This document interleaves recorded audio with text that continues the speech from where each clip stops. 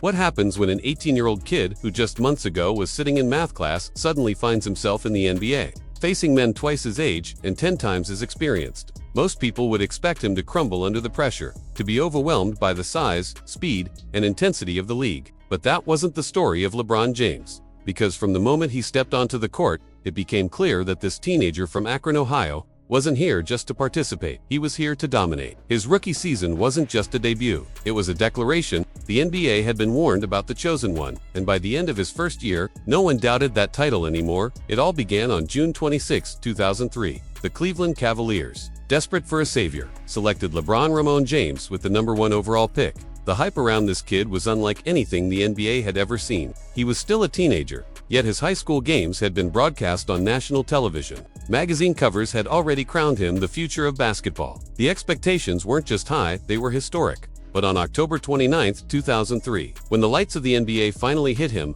LeBron didn't just live up to the hype, he exceeded it. In his first game against the Sacramento Kings, LeBron scored 25 points, dropped 9 assists, and grabbed 6 rebounds. Within minutes of tip-off, he looked like he belonged. His composure, his vision, his confidence, it was as if he'd been playing in the league for years. The Kings may have won that night, spoiling his debut. But everyone watching knew they'd just witnessed the birth of something special. This wasn't just another rookie. This was a once-in-a-generation phenomenon. Yet, behind the early flashes of brilliance, tension was brewing. The Cavaliers, a team plagued by years of mediocrity, weren't ready for a player like LeBron. Veterans on the roster were reluctant to defer to a teenager. Ricky Davis, their leading scorer from the previous season, wasn't thrilled about losing his spotlight to an 18. The chemistry was off, and the locker room was fractured. Every time LeBron passed up a shot to make the right play, critics pounced. He's too unselfish, they said. He needs to be more like Michael Jordan. But even as the media tried to mold him into another MJ, LeBron knew who he was. He wasn't trying to be the next Jordan, he was trying to be the first LeBron James. By early November,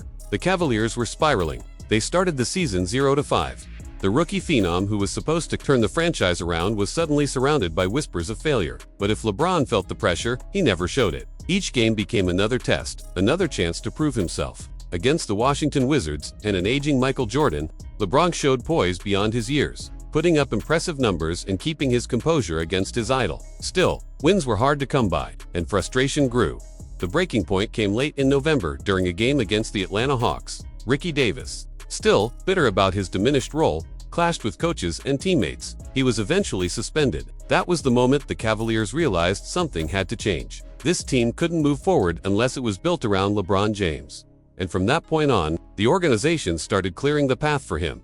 On November 29th, LeBron faced the Memphis Grizzlies. Determined to show everyone why he'd been dubbed the chosen one, he exploded for a then-career high performance, displaying an uncanny ability to control the pace of the game. But as the Cavaliers built a huge lead, his teammates once again froze him out in crunch time, refusing to pass him the ball. The game went into double overtime, and despite LeBron's heroic 33 points, Cleveland fell short. Yet, for anyone watching, one thing was clear. LeBron was ready. His teammates might not have been, but he was. By mid-December, with Cleveland sitting at a miserable 6-19 record, the front office made a bold move. They traded Ricky Davis.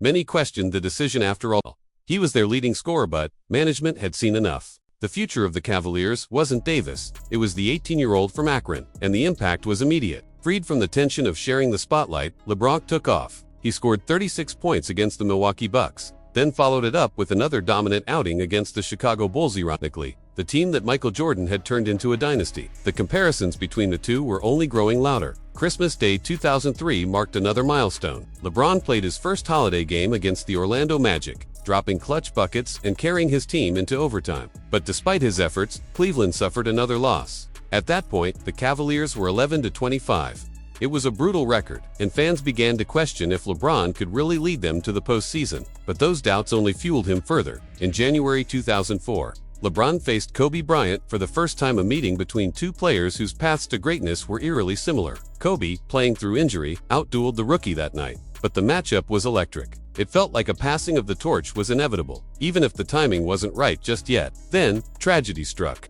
LeBron sprained his ankle, sidelining him for several games. Without him, the Cavaliers struggled again. But when he returned, he came back stronger. His 38-point game against the Wizards marked a turning point. The Cavaliers won 8 of their next 10 games, climbing back into playoff contention. And when LeBron was snubbed from the All-Star game, he responded like only great players do, with vengeance. On February 4, 2004, he faced the Los Angeles Lakers again, this time going toe-to-toe with Shaquille O'Neal.